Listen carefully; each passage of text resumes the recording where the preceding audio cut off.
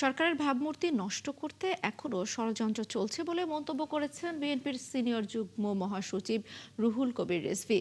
বলেন, পরাজিতদের বিরুদ্ধে সব গণতান্ত্রিক শক্তিকে সচেতন থাকতে হবে, আর মশাবাহিত রোগ নিয়ন্ত্রণে নগরবাসীর গাফিলতি পেলে শাস্তির আওতায় আনার হুঁশিয়ারি ঢাকা দক্ষিণের প্রশাসকের। মেয়র নির্বাচিত হলে ঢাকার চেহারা বদলে দেবার আশ্বাসও দেন তিনি। ফরহাদ ইবনে মালিকের রিপোর্ট।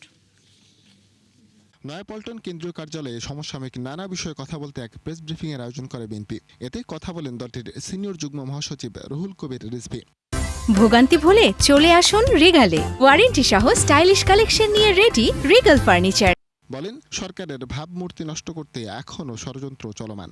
অনেক ষড়যন্ত্র চক্রান্ত আছে। পরাজিত শক্তিরা নানা চক্রান্ত ষড়যন্ত্র করতে পারে, ভাবমূর্তি বিনষ্ট করার চেষ্টা করতে পারে।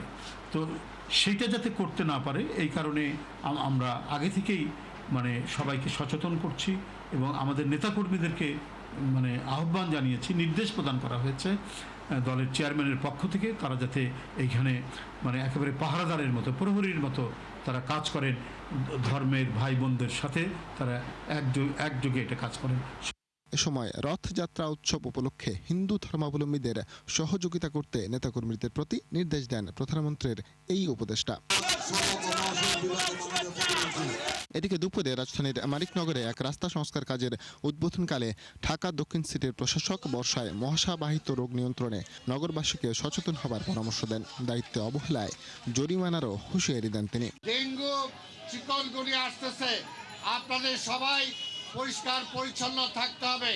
কোথাও যাতে 3 দিনের বেশি কোনো পানি জমে না থাকে সেই ব্যবস্থাটা আপনারা করবেন।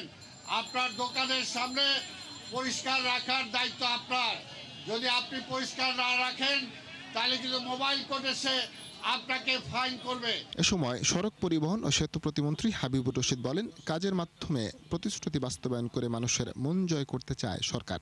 আমরা রাত দিন কাজ করছি, তবে তার সুফল। ফরহাদ ইবনে মালিক, ৭১, ঢাকা।